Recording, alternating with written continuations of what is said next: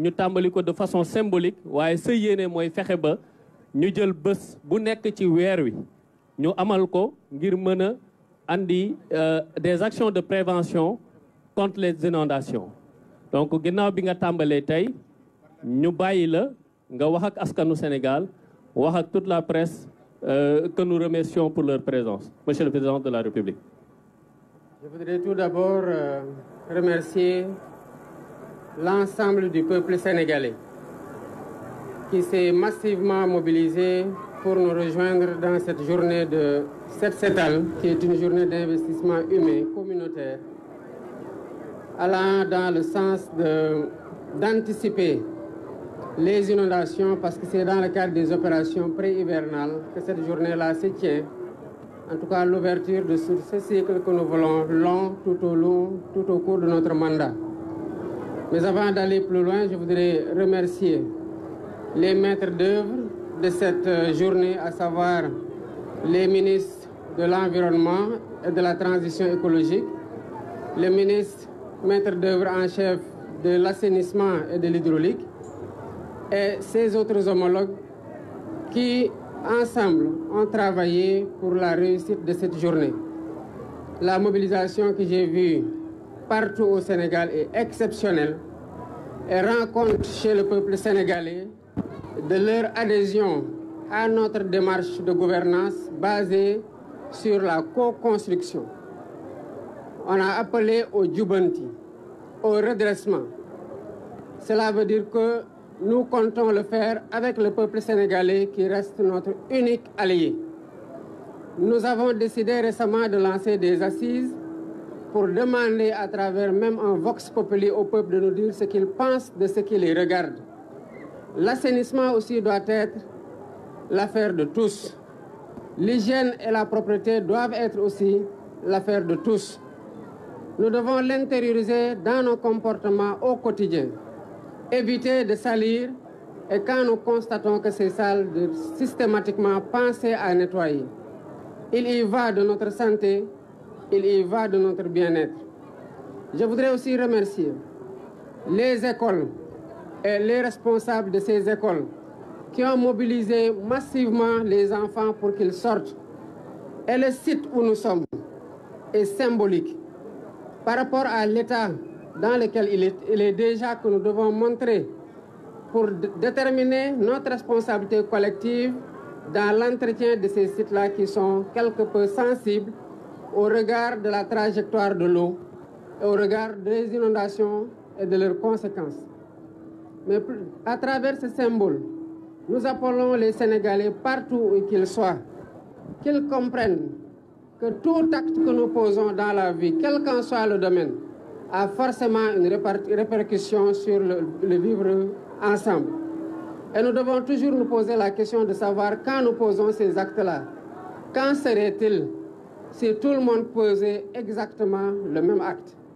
On verrait très rapidement la différence dans les conséquences entre celui qui salit et celui qui évite de salir ou celui qui nettoie après avoir sali. Je voudrais enfin continuer à appeler les Sénégalais à ne pas faire de cette journée une journée circonstancielle. C'est un défi permanent. C'est un comportement que nous cherchons à imprimer dans notre ADN collectif. Et nous devons tous, où que nous soyons, nous sentir concernés. Merci beaucoup à tous d'avoir répondu présent. Et bonne journée de Set Setal Sunu Réew. maa ngi leen di sant bu baax di sant ñëpp di leen jaajëfal bu baax a baax jaajëfal askanu Sénégal mi nga xamante ne génn nañu ci mbooloo mu takku ci bés bii bokk ak ñun bésub Set Setal bii nga xamante ne ku jóg rek xamal ne sa bopp nga jógal waaye ku jóg tamit xamal ne sa réew nga jógal. amul lenn lu gën a noble setal fi nga xamante ne mooy sa dëkkuwaay waaye setal fi nga xamante ne mooy sa réew ak foo mënti nekk nag ak loo mënti def. di jaajëfal balaa may gën a sori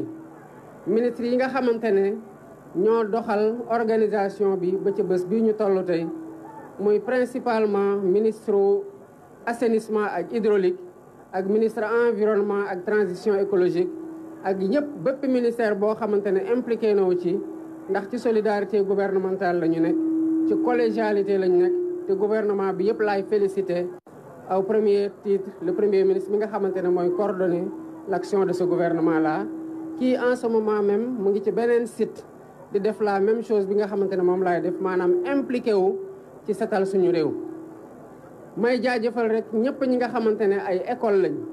ay responsable école lañ ñiy yar xale yi ci set ak setal ba tax ci bés bii ñu woo leen génn leen massivement pour ñu bokk ak ñun bésub set setal bii nga xamante ne warul doon rek benn bés ci bés yi waaye suñu yéene mooy mu nekk loo xamante ne dañoo ko dugal ci suñu doxalin ak ci suñu jëfinu bés bu ne. yéene gouvernement bi ak yéene président de la république bii ma doon mooy weer wu nekk ñu am bés bu mel nii ba ñëpp ñi nga xamante ne ay tuut tànk lañu bu ñu màggee xam de Sénégal weer bu nekk ñëpp dañuy jóg ci kër yi